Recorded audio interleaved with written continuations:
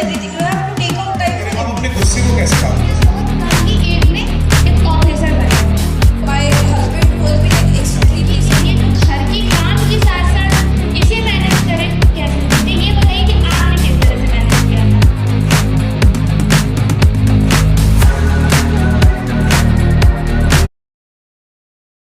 और क्योंकि उनकी मेहनत और लगन इसमें जाती है बच्चों को प्रिपेयर करने में और पेरेंट्स भी।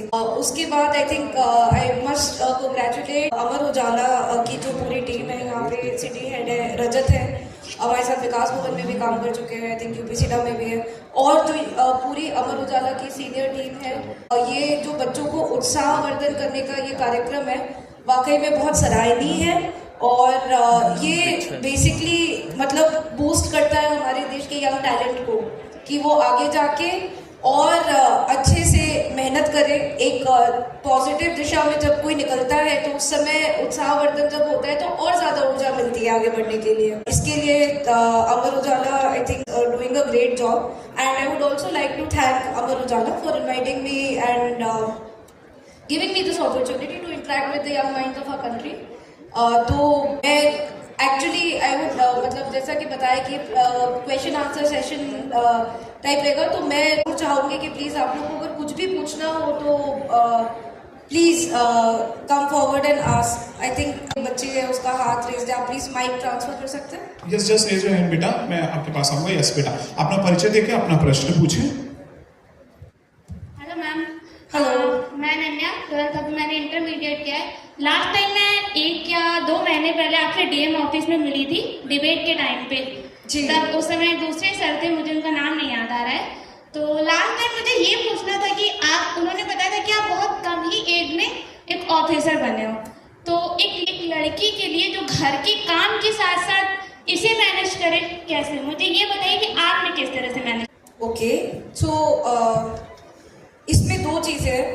पहली चीज़ तो ये है कि देखिए घर का काम जो है वो बहुत इम्पोर्टेंट काम होता है ना, और वो किसी कोई जेंडर स्पेसिफिक नहीं होता है। महिलाओं को और पुरुष को घर तो सभी का होता है, घर में सभी लोग रहते हैं, तो ऐसा बिल्कुल भी नहीं है कि मतलब मैं घर का भी सारा काम कर रही थी और फिर मैंने मेहनत भी बहुत ज़्यादा की और सब कुछ सारी जिम्मेदारियों के साथ, तो ऐसा नहीं है। मतलब मैं ये इसलिए बता रही हूँ, मतलब मैं वॉज वेरी फॉर्चुनेट कि मुझे हमेशा घर में बहुत इक्वालिटी का माहौल रहा, ये कि कभी ना तो मतलब मेरे मम्मी पापा ने इस टाइप का कोई डिफ्रेंशिएशन किया हो, या फिर मतलब my husband who has been like extremely supportive. जैसे मैं जो प्रिपेयर कर रही थी तो actually it was my husband जो मतलब अब ही has also cleared the exam, but back then when I was giving the exam तो मेरे लिए एग्जाम के टाइम पे मेरे पेरेंट्स से ज़्यादा उस समय मतलब ही यूज्ड टू कम एंड मेरा टिफिन वगैरह सब रेडी करना, सारी चीज़ें, इवन हर चीज़ में सपोर्ट करना। तो पहली चीज़ तो I was very well supported. तो ये कई बार मतलब बाहर से देख के लगता है कि कोई भी व्यक्ति ना बिना सपोर्ट के, बिना किसी चीज़ के आगे बढ़ते, ऐसा नहीं है। सब लोग साथ में सपोर्ट करते हैं तो मज़ा आता है कुछ भी करने में, चाहे वो कोई भी काम हो। तो इवन अभी भी सारी जो घर की जिम्मेदारियां हैं वो सभी लोग निभाते हैं, कोई ऐसा नहीं है कि केवल मतलब मैं देखती हूँ या कोई और देखता है। So that is one thing. Having said that, ये भी सच है कि मैं जब दिल्ली में प्रिपरेशन कर रही थी तो मैं अकेले रह रही थी, तो वाकई में जो मैं और मेरे रूममेट थे तो हम लोग घर का भी सारा चीज़ देखते थे, सब चीज़ें मैनेज करते थे और हम लोग ये भी करते थे, दोनों चीज़ें हैं। तो देखिए, जब आप यंग एज से अपनी जिम्मेदारी खुद लेते हैं, मतलब जैसे आप चीज़ें जब मैनेज करना शुरू करते हैं, आप डिसीजंस खुद लेते हैं। जैसे आप 12th के बाद मान लीजिए कॉलेज के लिए आप चले गए बाहर, अब वहाँ पे मम्मी पापा तो होते नहीं हैं, तो सारी चीज़ें आपको खुद मैनेज करनी है। आपको बजट में आपको अपना पूरा खर्चा भी देखना है महीने का, आपको उसी में पढ़ाई भी करनी है, उसी में सारी चीज़ें करनी है। तो जब हम ये चीज़ करते हैं ना तो अपने आप डिसीजन मेकिंग बेटर होती जाती है। तो इसलिए पहली चीज़ कि मैंने कैसे मैनेज किया, कभी भी किसी भी चीज़ को देख के घबराना नहीं कि अरे इतना सारा काम है। जैसे काम दिया है कि आपको दिन में 8 से 11 घंटे लगभग आप सोचते हो कि अरे नहीं भाई किसी भी तरीके से इतना तो पढ़ना ही है, तो डे 1 से नहीं पढ़ सकते हैं, आपको धीरे धीरे आदत बनती है। आप पहले 4 घंटे मैनेज करते हो, फिर 6 घंटे की कैपेसिटी बनती है, 8 घंटे की बनती है, 11 घंटे की बनती है।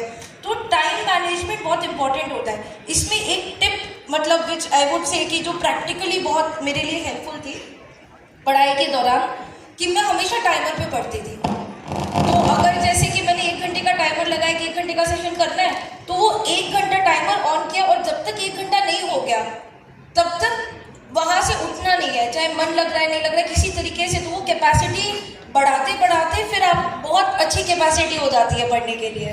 तो one is time management is everything. आपका दिन है, लाइफ निश्चित ही होती है, बहुत ऐसे नहीं है कि कोई व्यक्ति अगर जी रहा है तो पता चला कि 200 साल तक जी जाएगा, उतने ही तो ईयर्स है। तो वो टाइम मैनेजमेंट हम कैसे करते हैं कि हम उसमें पॉजिटिव वर्क्स को, उसी में आपको स्पोर्ट्स भी करना है।